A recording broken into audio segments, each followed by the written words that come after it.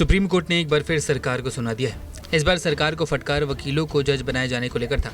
Collegium की ओर से 2 सिख वकीलों को हाई कोर्ट का जज बनाए जाने की सिफारिश की गई थी। इस सिफारिश को सरकार ने मंजूरी नहीं दी।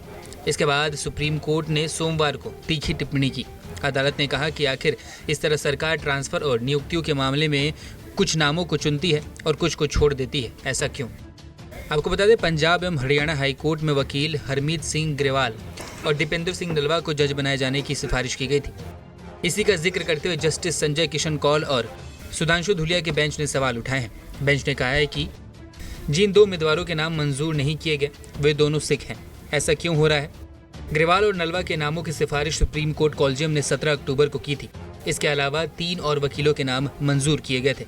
उन तीनों के नामों पर केंद्र सरकार की मुहर लगाई गई थी, लेकिन 2 नाम अभी भी अटके हुए हैं। अब शीर्ष अदालत ने केंद्र सरकार की पिक एंड चूज की नीति पर सवाल उठाए। अदालत ने अटॉर्नी जनरल आर वेंकटरमणी को संबोधित करते हुए कहा कि अटॉर्नी, इससे अच्छा इंप्रेशन नहीं जाता।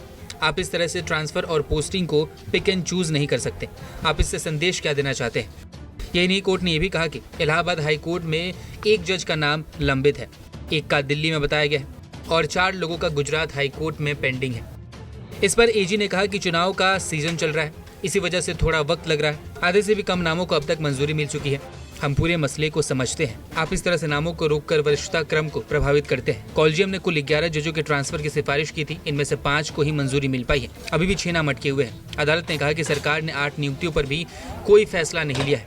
यही नहीं, 5 नामों पर तो उसने अपनी टिप्पणी तक नहीं की है। अदालत ने कहा है कि जिन लोगों के नाम मंजूर किए गए हैं उनसे सीनियर लोगों पर अब तक फैसला नहीं हुआ है।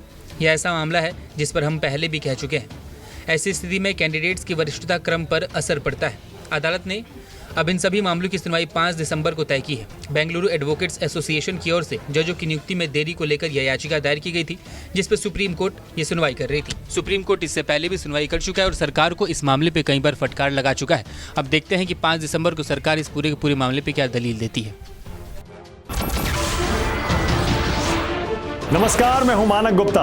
अगर आपको हमारा ये वीडियो पसंद आया हो तो इसे लाइक और शेयर जरूर करें और हाँ, हमें सब्सक्राइब और फॉलो करना ना भूलें ताकि आप देश और दुनिया की कोई खबर मिस ना करें।